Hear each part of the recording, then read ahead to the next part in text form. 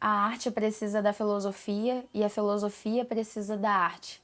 De outro modo, o que seria da beleza? Meu nome é Larissa Mello, eu sou professora de cinema no Ateliê Oriente e graduanda em filosofia pela UERJ. Estou aqui tentando fazer um pouco de filosofia, já que o governo não deixa, né, a gente estudar filosofia, né? É um vídeo, assim, em parceria com uma página de arte que eu criei há uns anos com um amigo meu chamado Igor Damasio, e o vídeo é baseado em um artigo que eu escrevi que se chama Arte, o Incognoscível e o Palpável. E a ideia é falar sobre um filósofo e crítico de arte chamado Arthur Danto, que começou a escrever um livro chamado Após o Fim da Arte.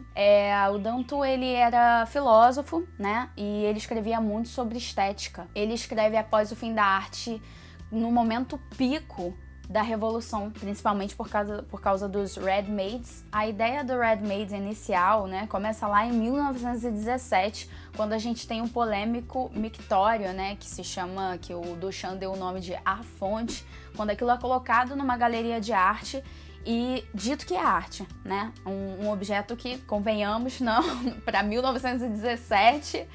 era uma coisa muito visionária e muito chocante, muito escandalosa. Eu acho que naquele momento nasce uma possibilidade ainda maior da arte política, da arte que não tá só preocupada com a mera estética e contemplação e tudo isso, sabe? Ela nasce aí o conceito, a possibilidade de você ter algo por trás do que tá ali. É como o fora de quadro no cinema, que é um conceito interessante pra gente criar obras únicas, assim.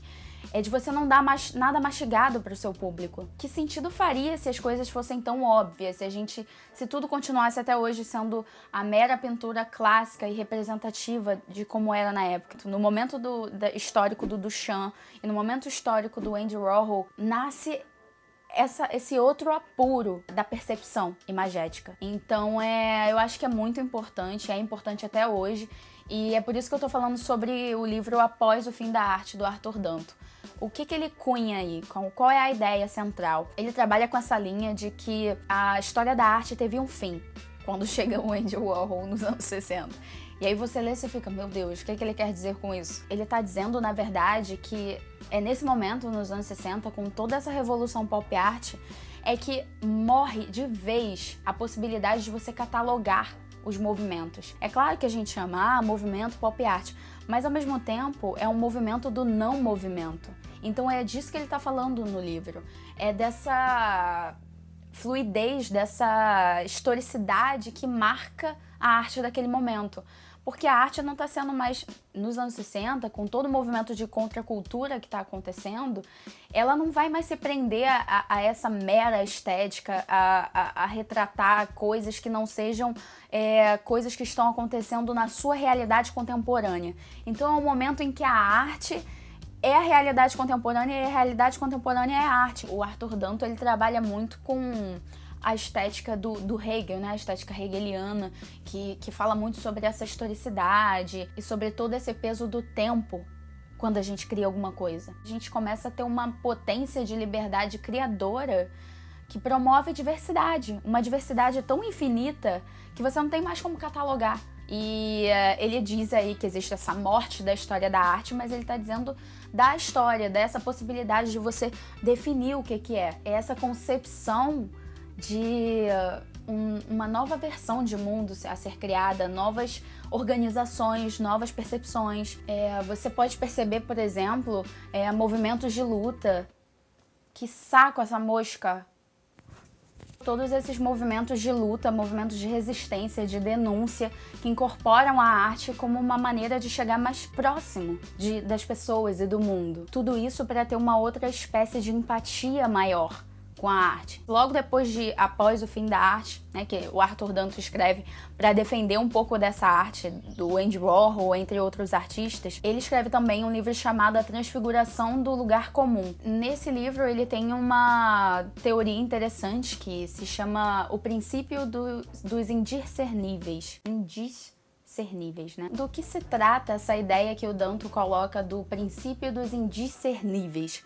Bem, é uma teoria formulada por um filósofo chamado Leibniz, que era matemático também é estudado na física, em várias instâncias do conhecimento. Esse princípio, ele parte da ideia de que dois objetos iguais podem possuir sentidos completamente distintos, ou seja, significados distintos dependendo do espaço em que eles estão. Então, o Danton vai utilizar o exemplo das Brillo Boxes e das latas de sopa Campbell para ilustrar um pouco do que é isso. Mais especificamente, fortalecendo essa ideia do conceito por trás da coisa. Então, para deixar claro o que é isso, vamos pensar nessa lata de sopa Campbell. Qual é a diferença dessa lata de sopa Campbell que está no mercado para essa outra lata de sopa que está na galeria de arte? É o conceito. Ele está falando sobre símbolos, desses objetos que dentro da galeria de arte se tornam símbolos. Os outros teóricos também falam sobre isso, inclusive alguns são bem insistentes na ideia da institucionalização da arte. Aquela ideia toda de que,